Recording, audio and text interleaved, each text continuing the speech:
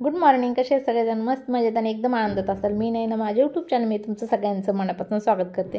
आज आहे रविवार आणि रविवारचं तुम्हाला सगळ्यांनाच माहीत आहे की लेडीजला भरपूर सगळे कामं असतात आणि आजचा दिवस तुम्हाला कसा आहे ते दाखवणारच आहे. पण त्याच्या आधी भरपूर तुम्हाला काही बोलायचं आहे महत्त्वाचं, ते सुद्धा तुम्ही नक्की व्हिडिओ पूर्ण बघा, तेव्हा तुम्हाला समजणार आहे. आणि मुलांनी आज बनवलेला मनाने पास्ता, आणि पास्त्यामध्ये भरपूर काही गोष्टी अशा टाकल्यात त्यांनी की जी मैदा भरपूर टाकला. त्यांनी व्हाईट पास्ता बनवायचा होता आणि मला विचारलं नाही दोघांनी मनाने काय काय केलं, आणि पास्ता त्यांना बिलकुल चांगला लागला आणि मी एकच खाऊन बघितलं तर पूर्ण सगळं पीठ लागायला लागलेलं आहे. तर आता म्हटलं जाऊ दे, मी पेपरामध्ये गुंडाळून पक्ष्यांना खाली नेऊन ठेवते. पण ते तर जाऊ द्या, पण मला तुम्हाला काहीतरी महत्त्वाचं सांगायचं आहे. ते म्हणजे की बऱ्याचशा माझ्या मैत्रिणी संसारामध्ये दुःखी असतात. काही वेळा असं त्यांना वाटतं की आमच्या संसारामध्ये हे कमी आहे, आमच्या आयुष्यात हे कमी आहे, आम्ही इतकी सगळी मेहनत करतो किंवा आम्ही हे सगळं करतो, आम्ही कुणाचं वाईट करत नाही, तरी आमच्याच आयुष्यात असे दुःख काय येतात. बऱ्याच जणीला असं वाटत असेल, पण मी सांगेन तुम्हाला, आणि शिवाय वाटत असेल, नाही वाटतं बऱ्याच जणीला, तर मैत्रिणींनी तुम्हाला एकच सांगेल की जे दिवस येतो तो राहत नाही, प्रत्येक दिवस बदलतो. तुमच्यासुद्धा आयुष्यात थोडंसं काही दुःख असेल तर ते सुद्धा जाईल, तुमच्या आयुष्यातसुद्धा चांगले दिवस येतील, सगळं काही चांगलं होऊन जाईल. आणि त्याच्यासाठी तुम्ही आजचा दिवस बिलकुल खराब करू नका. दररोजचा दिवस चांगला हसत खेळत घालवा. आणि देव बघतच असतो तुम्ही इतके सगळे कष्ट करताय, आणि तुमच्या आयुष्यातले दिवस का चांगले नाही करायचे ते सुद्धा नक्की करत ह्याचा हे ठेवा, फक्त स्वतःवरती विश्वास ठेवा आणि चांगले दिवस आणण्याचा प्रयत्नसुद्धा करा. दररोज येणारा दिवस जातो, त्याच्यासाठी आजचा दिवस जर वाईट असेल तर उद्याचा दिवस तुमच्या आयुष्यात खूप चांगला येईल, चांगला सुखाचा येईल, आणि त्या दिवशी तुम्ही खुश असाल. पण असं नाही की तुम्ही दररोजचे दिवस दुःखामध्ये आता घालवा. जर तुमचे चांगले दिवस नसतील तर आता दुःखात घालवा आणि फक्त सुख आल्यानंतरच खुशीत राहा. असं न करता दररोजचा दिवस तुम्ही आनंदात घालवा, हसत खेळत घालवा. जरी काही गोष्टी तुमच्या आयुष्यात जरी कमी असल्या तरीसुद्धा सुखाने राहायचा प्रयत्न करा, आनंदाने राहायचा प्रयत्न करा. तर सगळं काही तुमच्या आयुष्यात सगळं काही व्यवस्थित होईल, हळूहळू होईल, पण होईल. तर ही स्वतःवर विश्वास ठेवा आणि चांगलं करण्याचा प्रयत्न करत राहा. नक्कीच तुमचं काही चांगलं होणारच आहे.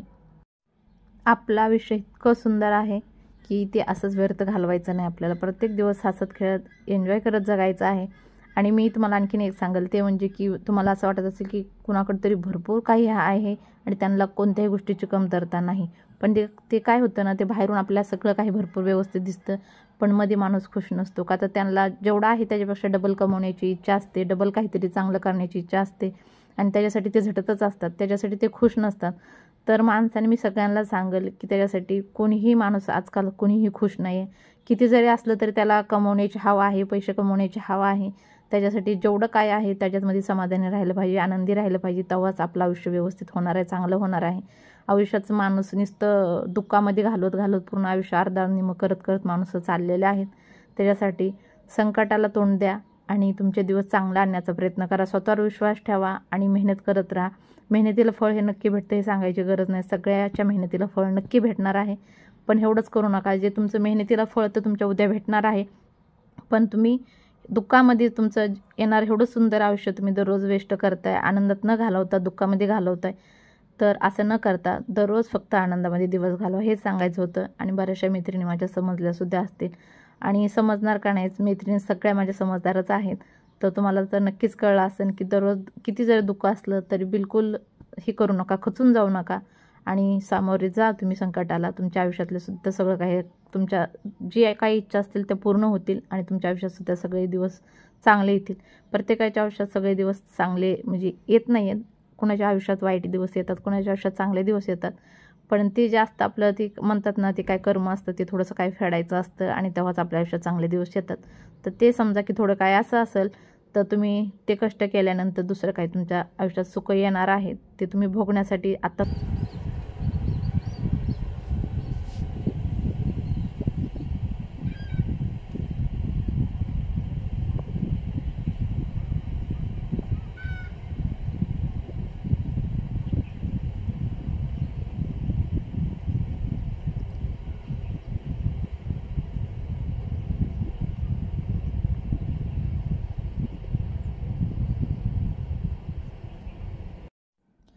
तर संकटाला सामोरे जा, संकटाशी लढा, आणि पुढचे दिवस सगळे आनंदात जाणार आहेत, पुढचे दिवस चांगले येणार आहेत, ह्याच्यावर विश्वास ठेवा.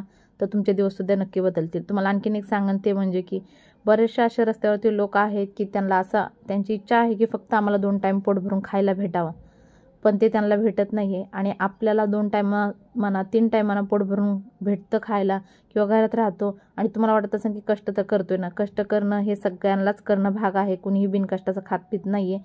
तर कष्ट तर आयुष्यात सगळ्यांना करावं लागेल, तेव्हा तेव्हा सगळं काही गोष्टी आपल्या अपेक्षा मना पूर्ण होणार आहेत. बिनकष्टाचं काहीही होणार नाही. देव करो सगळ्यांना पोट भरून जेवण भेटू, 2 टायमाला जेवण भेटू, घरदार सगळं असो, आनंदात सगळेजण असो, सगळे फॅमिली सगळ्यांच्या सोबत असो. ह्याच्या व्यतिरिक्त आपल्याला काही आणखीन पाहिजे नाही आहे. सगळे सुखात आणि आनंदात राहणार हेच आपल्या हमेशा इच्छा सगळ्यांची म्हणा, लेडीज असो जेंट्स असो, त्यांची सगळ्यांची इच्छा हेच असते की सगळा परिवार त्यांचा आनंदात आणि सुखात राहावा म्हणून. आणि त्याच्यासाठी माणूस जीवापाड मेहनतसुद्धा करत असतं, झटपट करत असतं. आणि तुम्हीसुद्धा करतच असाल. पण एवढंच की आपण सगळं हे करण्याच्या नादात सगळा आनंद गमावून बसतो, घरामध्ये सुख शांती राहत नाही आहे, त्याच्यासाठी फक्त लढत राहतो. पण ते न करता जर घरातसुद्धा आनंद आपला राहिला तर रोज म्हणा हसत खेळत जर सगळा परिवार जर राहिला तर तुम्ही विचार करा किती घर असं एकदम भरभरल्याने राहतं, चांगलं राहतं. भल्या काही गोष्टी तुमच्या आयुष्यात जरी कमी असत्या तरी त्याचीसुद्धा जाणीव होणार नाही, भरून जातील सगळ्या गोष्टी. ठीक आहे, असं वाटतं की सगळा परिवार सोबत आहे, सगळे हसत खेळत आहे, काही कमतरता आहेत पण ठीक आहे, आम्ही करू दूर थोड्या दिवसांनी किंवा थोड्या वर्षांनी म्हणा. थोडेसे संकट आहे ते निघून जातील आणि चांगले दिवस येतील, ह्याचा विचार ठेवा. आणि तुमच्या आयुष्यात खरंच सांगते मी, स्वतःवर विश्वास ठेवा, खरंच काही गोष्टी बदलून जातील आणि येतीलसुद्धा.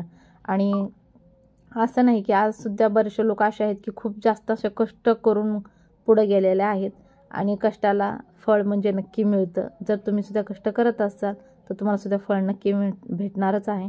तर ह्याच्यावर विश्वास ठेवा आणि आयुष्याशी लढत राहा. आयुष्य लढल्याशिवाय जगण्यात मजासुद्धा नाही, त्याच्यासाठी आयुष्य लढण्यासाठी थोडासा संघर्ष तर करावाच लागेल नक्कीच. तर चला मग पटकन माझ्यासुद्धा स्वयंपाक उरकत आहे. तर रविवारचा दिवस आहे म्हटल्यानंतर जेवणात खाण्यात आणि सगळ्या कामामध्ये पूर्ण दिवस जातो माझा, नाही सगळ्या लेडीजचं हेच होतं. आणि शिवाय हे होतं की रविवार म्हटलं की सगळ्यांना सुट्टी असते, पण मस्त वाटतं सगळेजण घरी असल्यानंतर जेवण बनवायलासुद्धा मस्त वाटतं. थोड्या वेळाने सगळ्यामध्ये जायचं, मस्तपैकी गप्पा मारायच्या, परत यायचं, जेवण वगैरे बनवायचं, हे सगळं चालू असतं. आणि चला मी सुद्धा मटण साईडला शिजलेलं आहे तर भाकरी बनवते पटापट. आणि रविवारच्या दिवशी चपात्या बिलकुल बनवत नाही, सगळ्यांना जबरदस्तीनं भाकरी चारते. बाकीच्या दिवशी सगळ्यांना दररोज चपात्या लागतात, पण रविवार म्हटलं की मी सगळ्यांना भाकरी चारते. आणि जर खायचं नाही म्हटलं तर मग भाना असतं. माझ्याकडे पीठ संपलेलं आहे, ज्वारीचं पीठ आहे, भाकरी बनवणार आहे आणि सगळ्यांनी खायच्या आहेत. तुमच्या घरीसुद्धा असं होतं का की चपात्याच पाहिजेत, भाकरी बिलकुल खायच्या नाही? असं होत असेल तर मलासुद्धा कमेंटमध्ये सांगा. आणि मला बाजरीची भाकरीसुद्धा खायला खूप आवडते, पण आता बाजरीचं पीठ संपलेलं आहे. सचिन आता गेले होते तांदूळ आणि बाजरी आणायला, तर आता ज्वारीचं पीठ आहे. तर म्हटलं चला ज्वारीची भाकरी करूया. आणि मुलं म्हणत होती की चपात्या कर, पण नाही, चपात्या म्हटलं नाही करणार, भाकरीच बनवणार आहे, सगळ्यांनी खायच्या आहेत. इथं थोडंसं ज्वारीचं पीठ भाजून घेतलं आहे, का तर मी मटणाच्या कालवणाला थोडंसं ज्वारीचं पीठसुद्धा लावणार आहे. आणि ते लावण्यासाठी थोडंसं भाजून घेतलेलं 2 चमचे. तुम्हीसुद्धा एकदा अशी एकदम रसा कालवण म्हणा, रसा म्हणा किंवा ग्रेव्ही म्हणा, काही म्हणा, करून बघा. मस्तपैकी असं कालवण होणार आहे. मटण इथं शिजून तयार आहे, आता इथं फोडणी देणार आहे. पण असं झालेलं आहे की म्हणजे फोनमध्ये खूप थोडीशी चार्जिंग राहिली, कधी पण फोन बंद पडेल. तरी म्हटलं चला 1-2 मिनटं तरीसुद्धा शूट करू, जेणेकरून तुम्हाला रेसिपी दाखवून तुम्हीसुद्धा असं कालवण करू शकताय. तर गॅसवरती पातेलं ठेवलं, त्याच्यामध्ये तेल टाकते. साईडला बघू शकताय कुकरमध्ये भात शिजाय ठेवला आहे. भाकरी पण झाल्या, भात पण झाला, तर भाजी झाली की मस्तपैकी जेवण वगैरे करायचंच आहे. पण मी कसं भाजी बनवणार आहे, कालवण म्हणा कसं बनवणार आहे ते तुम्हाला सांगते. तर आम्ही रस्सा असलं की त्याला कालवण वगैरे म्हणतो. तर अद्रक लसूणची पेस्ट मी फ्रीजमध्ये वाटून ठेवली. आता ही मला 6 ते 7-8 दिवस आरामात जाते, का तर मी ह्याच्यामध्ये पाणी ओतत नाही, तेल ओतून वाटते, त्याच्यासाठी आरामात टिकते, खराब होत नाही आहे. आणि ह्याचीसुद्धा रेसिपी मी दाखवलेली आहे, तुम्हीसुद्धा एकदा अद्रक लसूण अशी पेस्ट बनवून ठेवू शकता. 7 ते 8 दिवस आरामात, न खराब होता, न काळी पडता, न पाणी सुटता, मस्तपैकी राहते. तर चला कसं कालवण बनवते ते सांगते. तेल टाकलेलं आहे, त्याच्यामध्ये अद्रक लसूण आणि कोथिंबीरची पेस्ट टाकली, थोडासा काळा मसाला, गरम मसाला थोडासा एव्हरेस्टचा, आणि ही एव्हरेस्ट मसाला आहे, थोडीशी हळद टाकलेली आहे. आणि ही थोडासा मसाला आहे, जी मटण मसाला मी घरी बनवलेला आहे. तर ह्याची रेसिपीसुद्धा मी तुम्हाला जर सांगायची असेल तर सांगेन.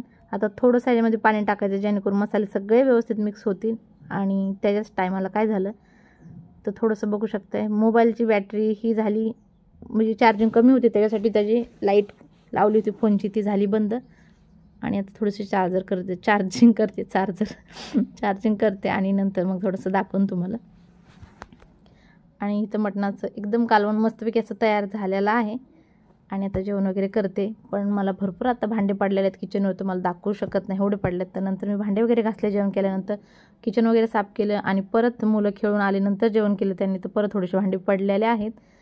आणि सचिनने तांदूळ आणि बाजरी घेऊन आले, तर म्हटलं चला तांदूळ डब्यामध्ये भरून ठेवते आणि बाजरी मी उद्या दळून आणन, का तर बाजरीची भाकर खायला मला खूप जास्त आवडते आणि थंडीमध्ये सगळ्यांनी बाजरी वगैरे खाल्ली पाहिजे, जेणेकरून बॉडी मस्त आपली गरम राहते आणि खायला सुद्धा मस्त लागते। तुम्हाला सुद्धा आवडते ना, हे सुद्धा मला कमेंटमध्ये नक्की सांगा।